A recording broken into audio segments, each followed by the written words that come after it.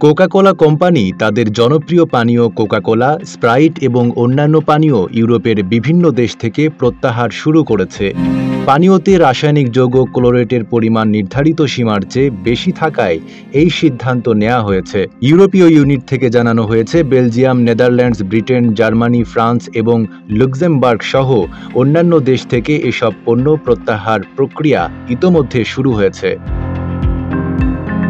ইউরোপের বিভিন্ন দোকানে স্টোর থেকে কোকা-কোলা, স্প্রাইটের কাচের বোতল এবং ক্যান সরিয়ে নেওয়ার কাজ চলছে, তবে কোম্পানি এখনও নিশ্চিত করতে পারেনি ঠিক কত সংখ্যক পণ্য বাজার থেকে প্রত্যাহার করা হয়েছে। কালার এক্সপার্ট, জর্জ স্যাপ এবং মাইল্ড অন হ্যান্ডস টেকনোলজি সমৃদ্ধ অরিক্স ক্রিস্টাল ওয়াশ আপনার লন্ড্রি এক্সপার্ট।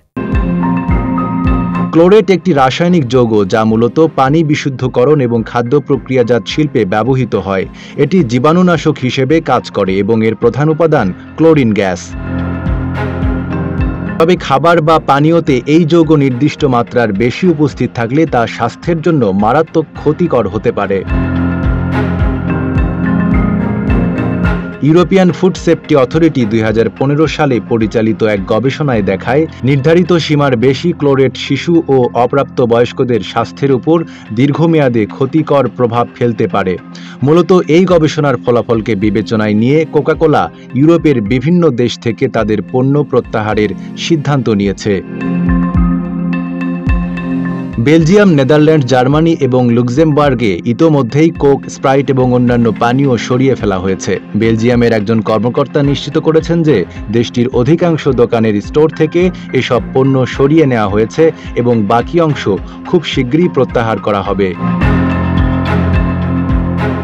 তবে ফ্রান্সে ভিন্ন চিত্র দেখা গেছে। কোকা-কোলার ফ্রান্স ইউনিট দাবি করেছে, তারা নিরপেক্ষ এবং স্বীকৃত বিশেষজ্ঞদের দিয়ে কোক, স্প্রাইট পরীক্ষা করিয়েছে। তাদের মতে পানীয়তে ক্লোরেটের উপস্থিতি পাওয়া গেলেও তা কোনো বয়সী মানুষের স্বাস্থ্যের জন্য ক্ষতিকর নয়। ফলে ফ্রান্সে কোকা-কোলার পণ্য প্রত্যাহারের প্রয়োজন হয়নি এবং সেগুলো স্বাভাবিকভাবেই বাজারে বিক্রি হচ্ছে। কোম্পানির ইউরোপীয় ইউনিটের একজন কর্মকর্তা জানিয়েছেন, আমরা পরিস্থিতি খুব গুরুত্ব সহকারে দেখছি। ইতোমধ্যে বিপুল পরিমাণ বোতল ও ক্যানজাত পণ্য বাজার থেকে সরিয়ে আনা হয়েছে। তবে এই সমস্যার পুনরাবৃত্তি রোধে ভবিষ্যতে আরও কঠোর মান নিয়ন্ত্রণ ব্যবস্থা গ্রহণ করা হবে। এই পণ্য প্রত্যাহারের ঘটনা কোকা-কোলা কোম্পানির জন্য একটি বড় চ্যালেঞ্জ হিসেবে দেখা দিয়েছে। ইউরোপের মতো বড় বাজারে এই ধরনের পদক্ষেপ কোম্পানির ইমেজ এবং গ্রাহক আস্থার উপর নেতিবাচক প্রভাব ফেলতে পারে। ফ্রান্সের বাজারে পণ্য প্রত্যাহার না করা হলেও অন্যান্য দেশে এই ঘটনার পর বাজারজাতকরণ কার্যক্রমে পরিবর্তন আনার প্রয়োজন হতে পারে। এদিকে ইউরোপের বিভিন্ন দেশের খাদ্য নিরাপত্তা কর্তৃপক্ষ এই ইস্যুতে আরও তদন্ত চালিয়ে যাচ্ছে।